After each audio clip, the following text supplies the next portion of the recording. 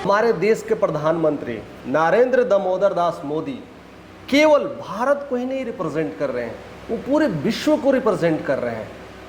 हम जिस तरह से उन्हें देखते हैं, भारत में कई सारा तरह से कटाक्ष होती है और पक्ष विपक्ष की लड़ाइयाँ लड़ते हैं, और उधर मोदी एक डिफरेंट प्रोस्पेक्टिव से इंडिया का नाम या इंडिया का गौरव एक डिफरेंट लेवल पे ले जा रहे हैं। इंडिया की पहचान एक देश में एक अलग पहचान बना रहे हैं।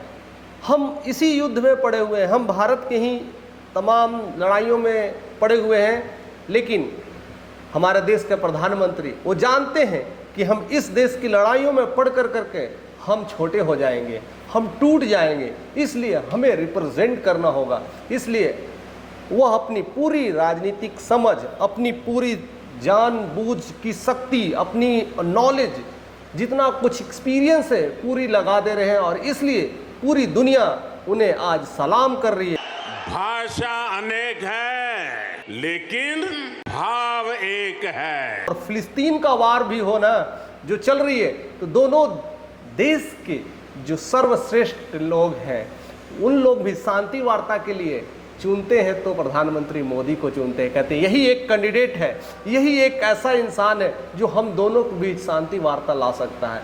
चाहे वो यूक्रेन की बात करे, चाहे वो इजराइल की बात करे, चाहे वो अमेरिका की बात करे, चाहे वो लाओस की बात करे, ऐसे कई जगह वो हर लोगों से ऐसे कनेक्ट कर जाते हैं, ऐसे लोगों से हर दिल की बातें कह लेते हैं।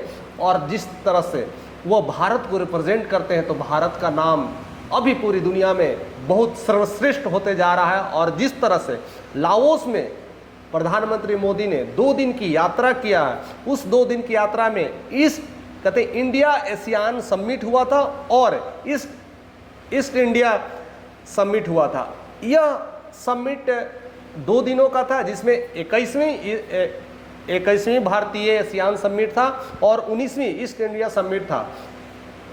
जो 19वीं ईस्ट एशिया समिट हुआ था, ऐसा बताया जाता है कि 19वीं बार में प्रधानमंत्री मोदी ही ऐसा एक हमारे देश के युवा है, या कहते हैं पूरे देश में ऐसा एक प्रधानमंत्री है जिन्होंने 9 बार शिरकत लिया था।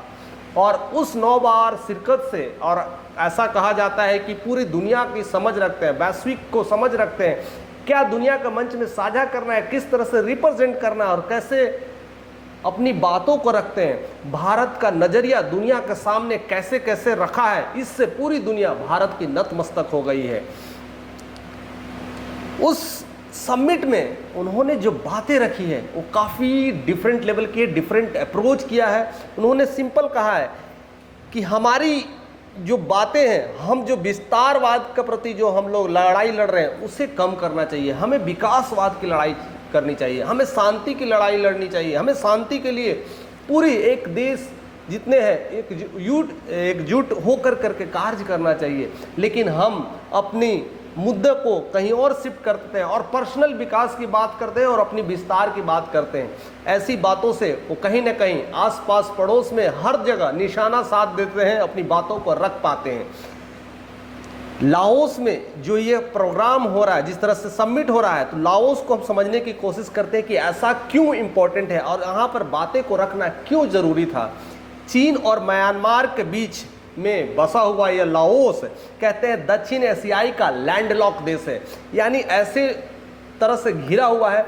उन्हें तो चीन का भी डर है, उन्हें तो म्यांमार का ऐसा डर है, और इसमें जाकर के मोदी का ये जोरदार आवाज़ कहीं ना कहीं चाइना के चक्रव्यूह को तोड़ने की कोशिश की गई है। चाइना हमेशा कहीं ना कहीं उलट फेर करते रहता है, और जिस तरह से अपने विस्तारवाद के रूप से जाना जाता है, ज़्यादातर अगर देखा जाता तो साउथ चाइना में जो सी के लेकर के है, सी वाला एरिया जो है, कहीं ना कहीं उधर अपना कब्जा बढ़ा रहे हैं और धीरे धीरे आगे बढ़ रहा है। और चाइना का जो प्रेसिडेंट है ऑलरेडी कहा है कि हमें बाहरी ताकतों ने हमारी सीमाओं को तोड़ रखा है, यानी कहीं ना कहीं उनका इशारा अमेरिका की तरफ है। अगर अमेरिका की तरफ है ये इशारा सब कोई समझ जाता है, सब कोई लोग देख रहा है, और उसी बाद जैसे ही मौका मिला पीएम मोदी को, उन्होंने रिप्रेजेंट कर दिया है कि हमारी जो जीत है, हमारी जो जीत है विकासवाद की जीत होना चाहिए, ना कि विस्तारवाद की। अब यहाँ विस्तारवाद को लेकर के चाइना पे वार किया गया, चाइना को समझाने की कोशिश की गई, जिस तरह से चाइना इंडो का विकास कर रहा है और जिस तरह से मेरी टाइम सिक्योरिटी की बात की जा रही थी, मेरी टाइम फ्रीडम की बात की जा रही थी, क्योंकि हमारा देश ही नहीं पूरे देश के लोग अगर आपस में जुड़ते हैं तो केवल हवाई मार्ग से नहीं हम जुड़ सकते। हमारा जो मेन जो कह सकते हैं ना वैश्विक विकास हो सकता है, आर्थिक विकास हो सकता है, वो लैंड मार्ग से ही लैंड मार्ग से तो होता ही है, साथ साथ सी मार्ग से होता है। हम सी मार्ग से एक दूसरे देश से कनेक्ट हो सकते हैं और सस्ते दामों में माल का आदान प्रदान कर सकते हैं। अगर उसमें भी फ्रीडम ना मिले, उसमें भी अपना अपना बागडोर संभालने लगे, उसमें भी लेकर के अपना विस्तार करने लगे, तो इसमें ऐसी विस्तारवाद हमारे देश के लिए, हमारे मुल्क के लिए, इस विश्व के लिए अच्छा नहीं है।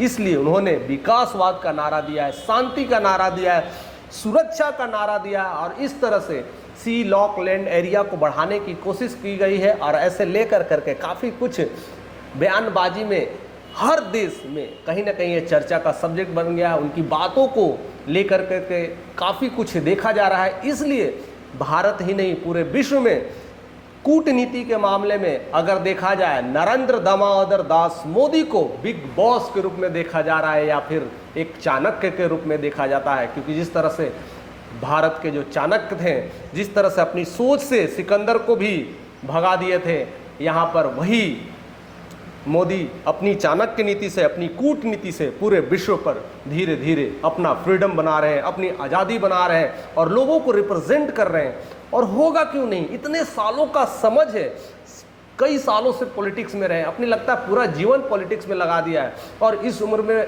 उनकी इतनी समझ है, देश विदेश हर जगह की समझ है और उस समझ में कहीं ना कहीं वो काफ़ी परिपक्व खिलाड़ी हैं और उसी परिपक्वता से अपनी बातों को रखते हैं। इसलिए आज इजराइल और फिलिस्तीन में इतनी ज़बरदस्त वार हो रही है, उसको लेकर के वहाँ का जो प्रेसिडेंट है नेतन्याहू और उसके फिलिस्तीन के जो प्रेसिडेंट है मोहम्मद अब्बास के बीच उन्होंने शांति के लिए बात भी किया।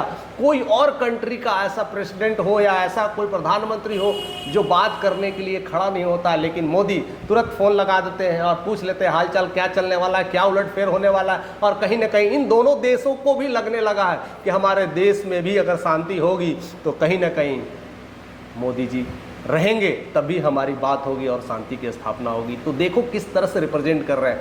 और इधर देश में एक अलग तरह की पॉलिटिक्स चल रही है, मोदी गिराओ मोदी बचाओ, ऐसा ऐसा कर करके देश बचाना है तो मोदी को हटाना होगा, इस तरह की बातें लेकर करके ये जो नरेंद्र मोदी अभी भाषण दे रहा है, मैं आपको बता रहा हूं 6 महीने बाद, 7-8 महीने बाद ये घर से नहीं निकल पाएगा, गिरने वाला है, अब नहीं चलेगी, अब सरकार नहीं चलेगी। और इसी बीच में मोदी जी कुछ ऐसा कर देते हैं जो केवल भारत के नहीं पूरे विश्व में उनकी तारीफ होने लगती है। विश्व से लोग, जितने भी पढ़े लिखे लोग हैं, तबके के लोग हैं, समझते हैं, एजुकेटेड लोग हैं, वो समझ जाते हैं कि मोदी हमें क्या दे रहे हैं, भारत को किस तरह से रिप्रेजेंट कर रहे हैं। इसलिए वो तीसरी बार भी प्रधानमंत्री पद का शपथ लेने के 10 दिन के अंदर ही उन्होंने विदेश दौरा स्टार्ट कर दिया था। उन्होंने 7 दिन के अंदर में ही इटली में दौरा किया था और इटली में वहाँ पर G7 समिट हुआ था, उसमें भी लेकर के भारत का किस तरह से रिप्रेजेंट किया गया था और मोदी को किस तरह से एक वेलकम सेरेमनी हुआ था। और वही वेलकम सेरेमनी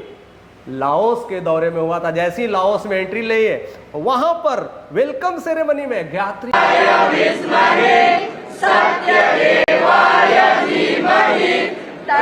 कि लाओस में पूरा भारत बसा हुआ है, मात्र 77 लाख पॉपुलेशन वाला देश में मोदी जाते हैं और ज्ञात्री मंत्र से गूंजता हुआ देश हर लोगों को संबोधित करता है और वहां पर एंट्री और जोरदार भाषण। इसीलिए मोदी बहुत चीज़ों में ऐसे रिप्रेजेंट कर रहे हैं, वैसी बातें कर रहे हैं। उसके बाद हम आगे धीरे धीरे बढ़ते हैं और समझने की कोशिश करते हैं। जैसे ही उन्होंने तीसरी बार शपथ लिया था तो इटली में G7 किया, उसके बाद उन्होंने रुका नहीं, तुरंत रसिया का विजिट कर दिया। विदिन 10-20 डेज के बाद रसिया विजिट किए, रसिया ऑस्ट्रिया का दौरा लिया, वहाँ पर व्लादिमीर पुतिन से मिले, खास बातचीत हुई और बहुत कुछ मीटिंग हुई और बहुत कुछ सपोर्ट की बात हुई। जिस तरह से इंडिया और रसिया का कितना शुरू से ही एक पकड़ रहा है, एक दोस्ती रही है। अटल बिहारी वाजपेयी के टाइम से ही लेकर करके वो जो दोस्ती है वो कामयाब है और अभी तक वो कामयाबी चल रही है और हम लोग ऐसे ही आगे बढ़ रहे हैं। और उसके बाद भी कहें तो पंडित जवाहरलाल नेहरू के समय से ही ये बातें चीज़ चल रही है और वो कंटिन्यू है और ऐसी दोस्ती को बढ़ावा दिया जा रहा है। तो वहाँ पर हमारी एक अच्छी पकड़ है और रसिया में हमारी एक अलग पहुंच है। जब भी कोई प्रॉब्लम्स होता है तो रशिया तुरंत भारत के लिए सपोर्ट में खड़ा हो जाता है। लेकिन वो वही नहीं रुके, उसके बाद यूक्रेन में जो प्रॉब्लम्स चल रहा था वहाँ पर भी जा कर करके वहाँ के प्रधानमंत्री जेलेंस्की से मुलाकात किए, वहाँ के लोगों को समझा, प्रॉब्लम्स को समझा और वहाँ से भी बढ़ते हुए फिर वो सिंगापुर पहुँचे, सिंगापुर के बाद यूएस पहुँचे, यूएस के बाद अब लाओस में, यानी अभी 2024 में ही शपथ लिया और इतनी सारे दौरा। इसलिए हम कहते हैं कि नरेंद्र मोदी ही नहीं है, नरेंद्र दामोदर दास मोदी है।